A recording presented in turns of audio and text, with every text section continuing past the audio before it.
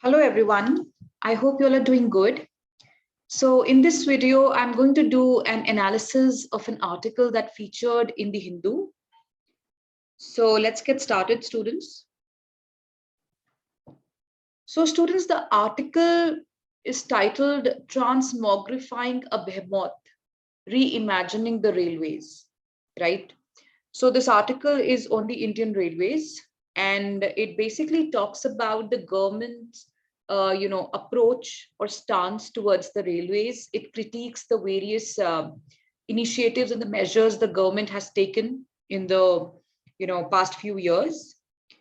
And the title is Transmogrifying a Behemoth. So transmogrifying basically means transforming something radically in a very small period of time, almost magically.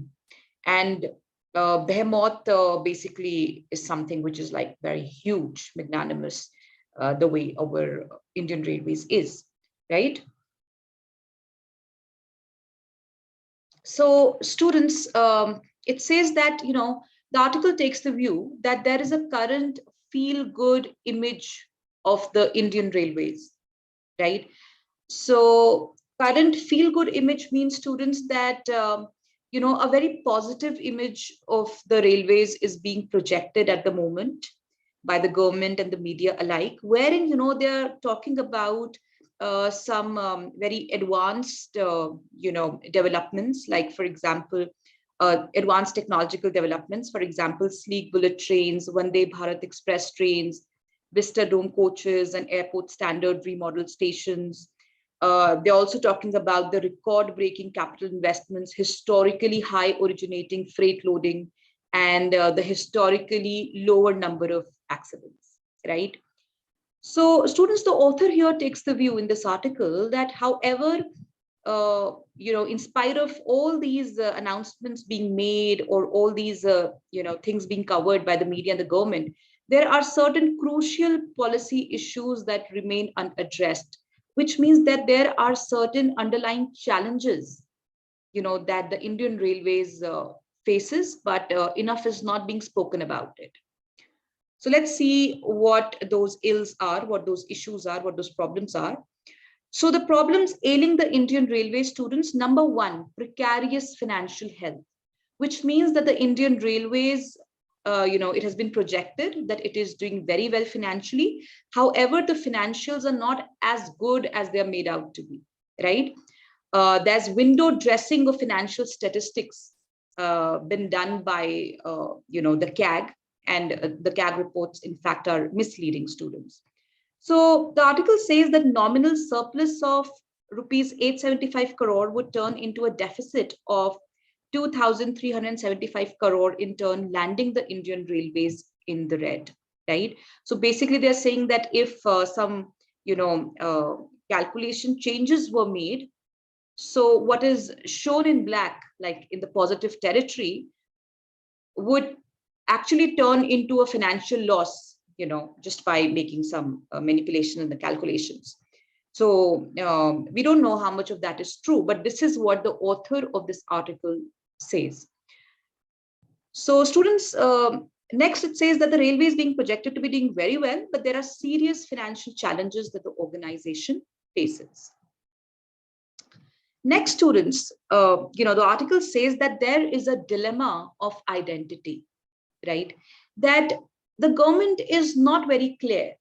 In fact, not just this government, but several governments, in the past also, they're not very clear as to how they would want to run the railways. Do they want to run the railways as a pure commercial entity, or do they want to, do they view it as a government department trying to work on commercial principles, right? So we all know, students, that so basically there's this whole public-private dichotomy. So does the government want to run it like any organization in the public sector would be run, like where the larger objective is the public good, the socio-economic good, right? Or the government is trying to run on purely commercial principles, where profit making is the primary objective, primary motive.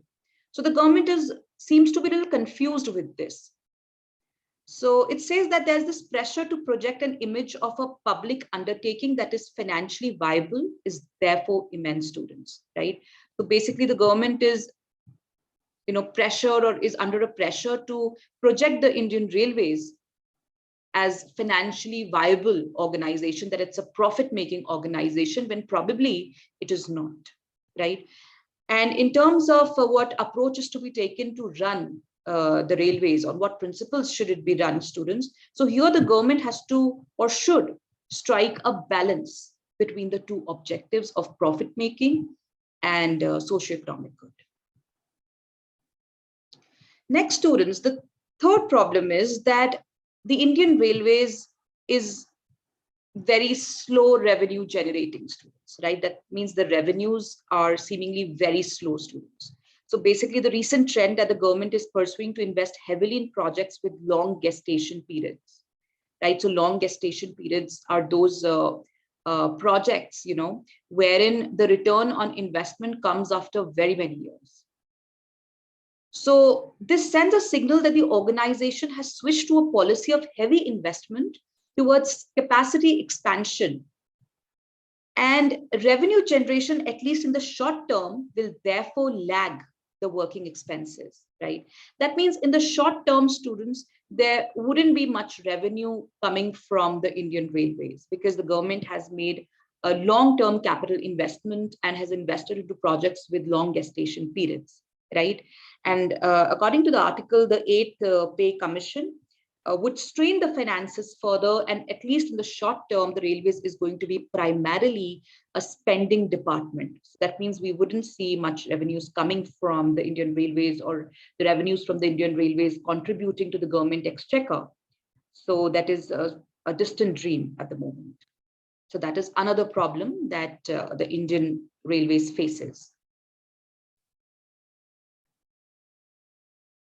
Next, students, the article takes the view that there is an absence of clear policy, right? Especially in terms of the recruitments at Indian Railway, students. So initially, students, you have to understand this, that the recruitments to the Indian Railways used to happen through the civil services, the civil service entrance exam, right?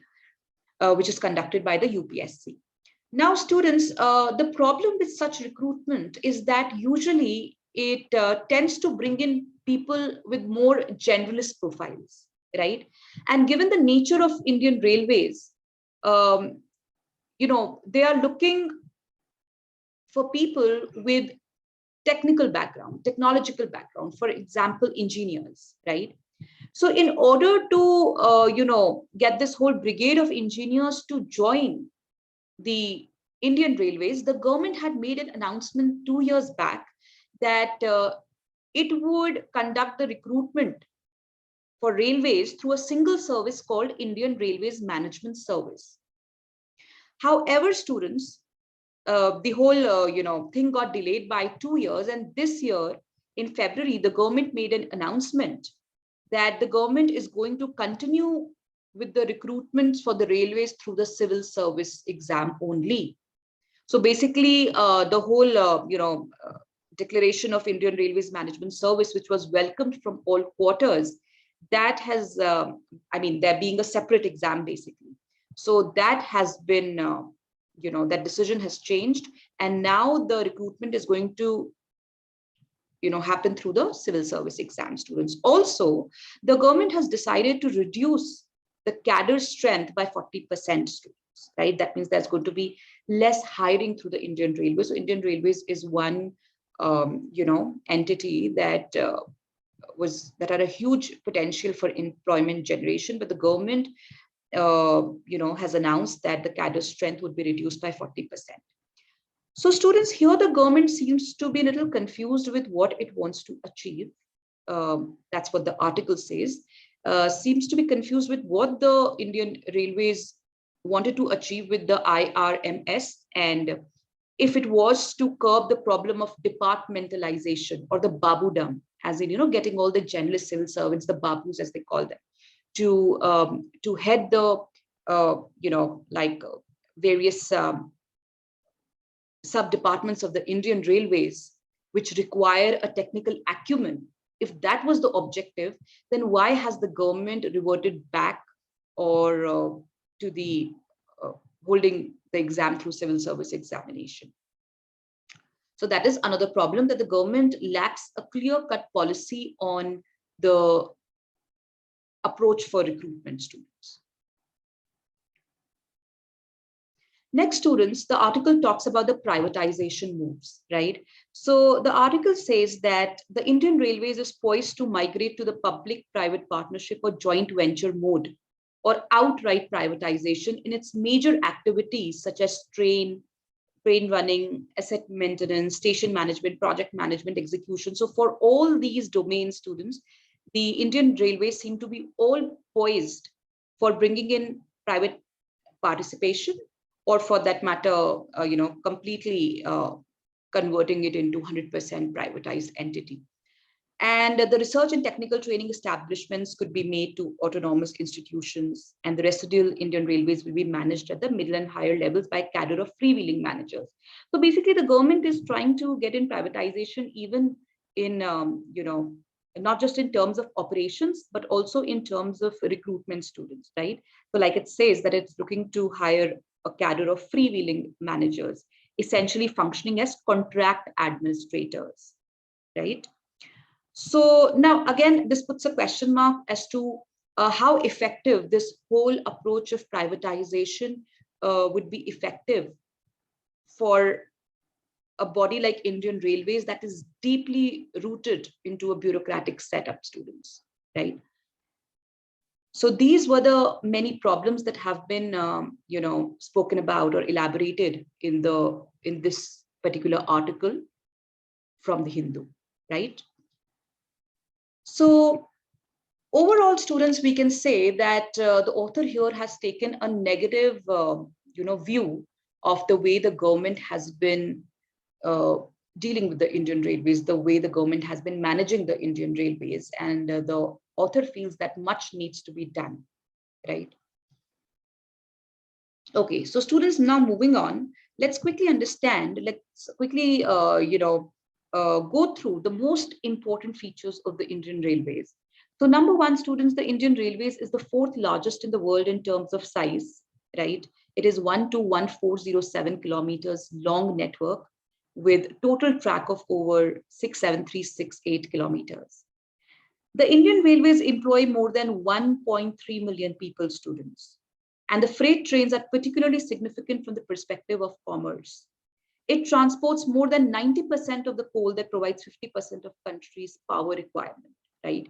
So it plays a very significant role, not just in transporting people, but also for the freight purposes. Next, students, if we talk about the financial assistance that has been provided to the railway sector, so the year 2014 was a watershed moment for railways, wherein the government, ushered in a new era of reforms by not only allowing private investment in railways, but also permitting 100% foreign direct investment in the railways. So students, you all should be aware of this fact that private investment is of course open in the railways, but also 100% FDI. And students, there are 10 areas or activities listed under the category of construction, operation, and maintenance permitted 100% FDI. Also, students, there's something called National Infrastructure Plan, students, right?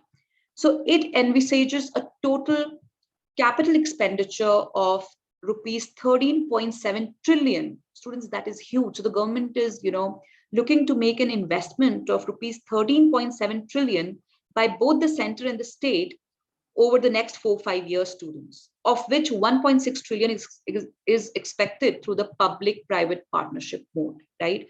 So the government, so two things here. Number one, the government is, looking to expand the capital expenditure, investment in railways. Also, the government wants to bring in more of private participation.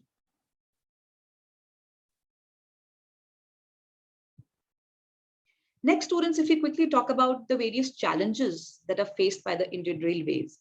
So number one, students, there are funding related issues. Now, since independence, we all know that the railway has been primarily dependent on government support, thus making it challenging to generate adequate funds for capital expenditure. right? So students, basically it says that, the Indian Railways is struggling to, act or function independently of the government support. It is still reliant on government support for its operations, and bulk of the funds are still subsumed under operating expenses. Second, students, mishappenings due to poor infrastructure, right? So like various mishappenings like train collisions, derailments, right? So these are common with the Indian Railways. So this is one area that the government needs to work upon. Next, infrastructure revenue loss. So in the previous fiscal year, students, COVID-19 that induced disruption, and it resulted in a revenue loss of rupees 38,017 crore in the passenger segment. Next, under capacity of passenger train. Now, students, this is one of the major issues that the Indian Railway faces. And this is precisely the reason why we want more of private participation, because there is a huge unserved demand. Almost 50% of ticket holders on an average are waitlisted. So there is a huge unserved demand, and railways has not been able to expand its operations or capacity to meet this demand. That means there's a problem of undercapacity of passenger trains.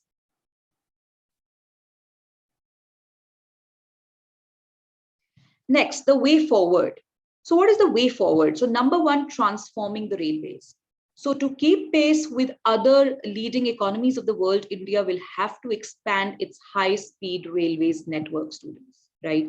And not just in terms of speed, but also in terms of efficiency and modernization. The government needs to emulate, the models followed by the other, Western countries. Next, efficient implementation of policy initiatives.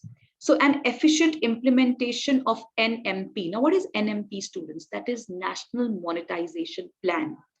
And this is a much touted, much spoken about policy reform that is needed in the Indian Railways, and the government also seems to be very serious minded about it. So I'll tell you what NMP is, students.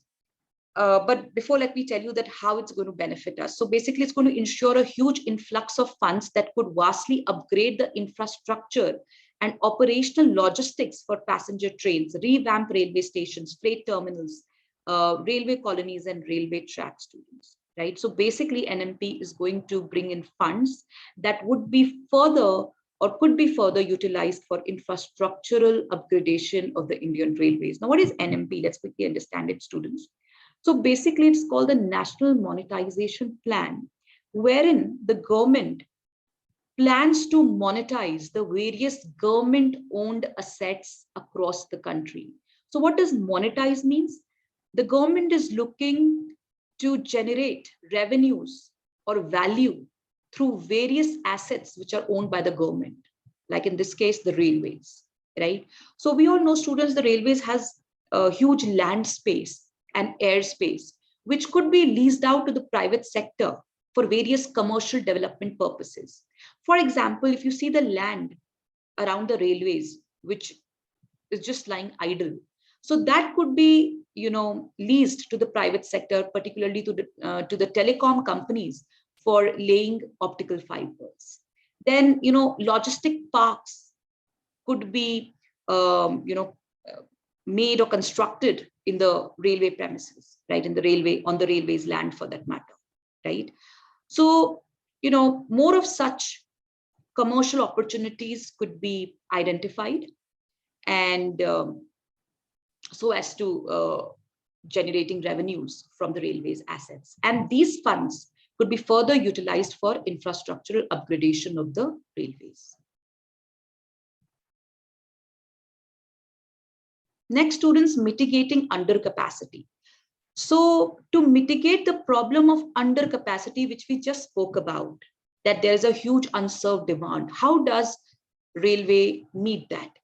So for these students, there's a welcome move from the government. The government has started with new passenger trains. So 12 clusters have been earmarked in high demand routes, which is expected to bring in rupees 30 1,000 crores worth of private investment with the potential of adding 150 modern trains along 109 routes. So such initiatives need to be encouraged. So basically here what the government has done, it has brought in private participation, right? And some, trains would be started by private companies, especially on the busiest of the routes, which have huge, commercial worth. So by inviting private sector for this, the government will be able to meet that huge demand coming from the wait-listed passengers. So rather than not meeting that demand or turning that, down that demand, it is better that the government allows private sector to start the trains, right? Next, students, Bibek-Debrau committee. So there's this Bibek-Debrau committee, and it has suggested privatization of some operations in Indian Railways. So this is a, like a committee which was set up a few years back. The same committee that said that we should sort of, merge the railway budget with the financial budget.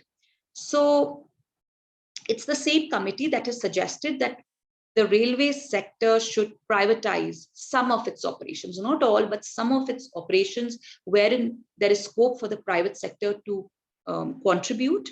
And it would certainly bring in managerial and operational efficiencies, right? So that's all for this video, students. I'm going to very soon come up with another video that analyzes another article of the Hindu. Thank you so much.